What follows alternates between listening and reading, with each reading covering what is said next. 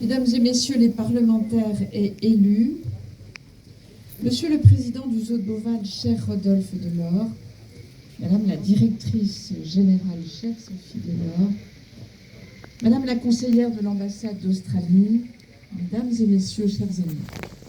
C'est une joie sincère de me trouver aujourd'hui parmi vous ici au Zoo de Beauval, dans ce lieu si singulier et pour tout dire si bluffant, qui depuis des années a su faire dialoguer l'émerveillement et la connaissance dans le regard du visiteur.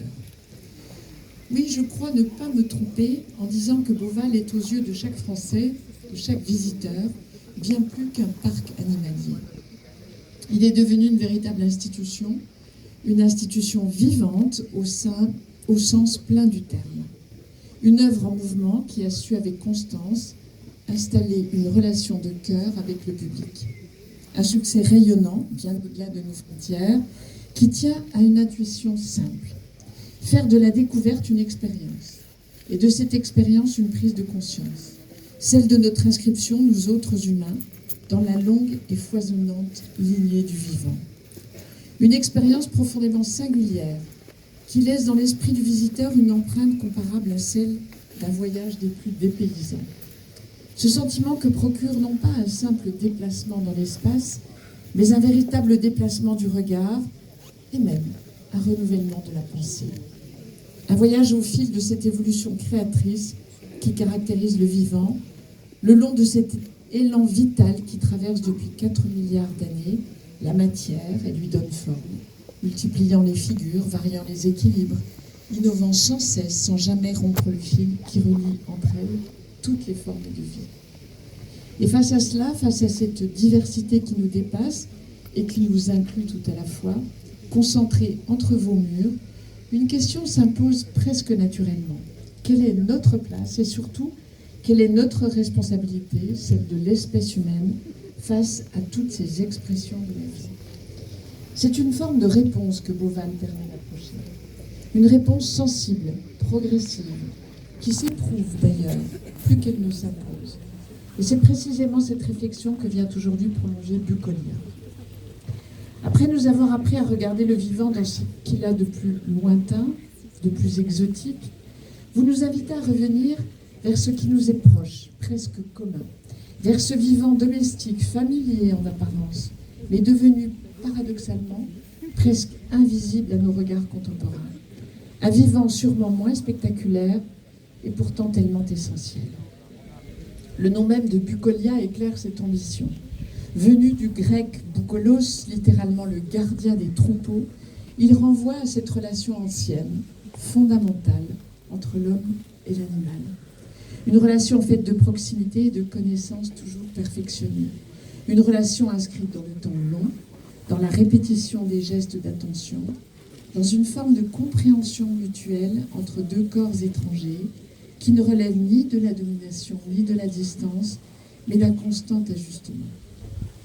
Aussi, je crois ne pas me tromper en affirmant que ce nom, plus qu'un lieu, désigne en fait un héritage et une ambition.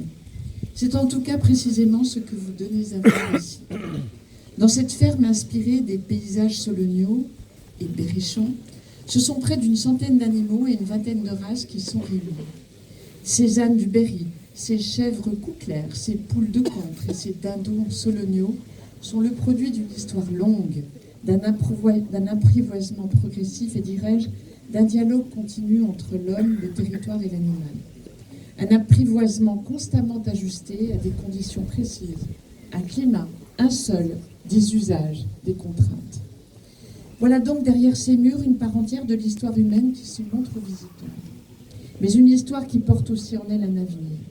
Car dans un monde tourmenté, marqué par l'incertitude, par les transformations climatiques, par la nécessité de renforcer et d'adapter nos modèles agricoles, cette diversité génétique, cette variété des formes, constitue une capacité d'adaptation précieuse.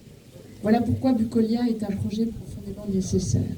Nécessaire d'abord parce qu'il redonne une place à ces races dans notre horizon commun et réinstille dans l'esprit de chacun que la biodiversité ne se limite pas à ce qui nous émerveille par sa rareté ou son éloignement, mais qu'elle existe aussi dans ce qui nous est le plus proche, dans nos élevages, dans nos campagnes, dans ce patrimoine domestique que nous avons façonné autant qu'il nous a façonnés. Nécessaire car les animaux que vous présentez ici ne sont pas seulement des reliques, mais bien des réserves de solutions et de possibilités offertes face aux défis que l'avenir nous impose d'ores et déjà.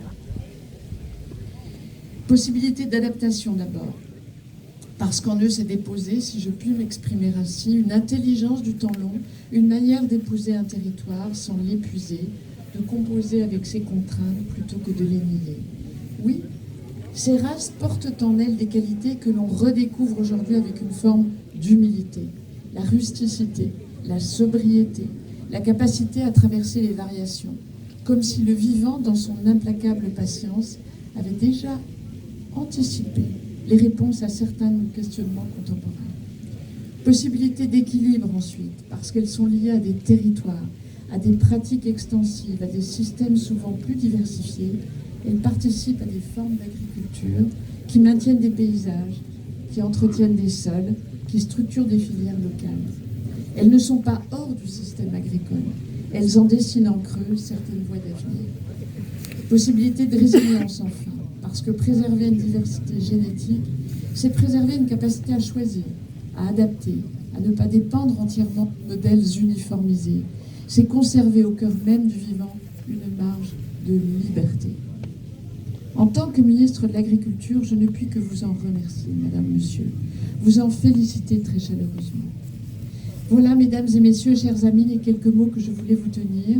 Je tiens à vous dire que je suis sincèrement heureuse de cette extension du Zoo de Beauval qui, par son attractivité, réapprendra une large masse de visiteurs à se resituer avec plus de justesse dans ce mouvement du vivant qui nous précède, nous englobe et nous dépasse. Beauval nous a appris à contempler la diversité du monde. Bucolia nous invite à reconnaître que nous en faisons pleinement partie dans un lien ancien qui relie l'homme à l'animal. Puisse chacun, en quittant ce lieu, emporter avec lui cette conviction, car c'est souvent ainsi, à travers le regard et l'expérience, que commencent les transformations les plus durables. Je vous remercie.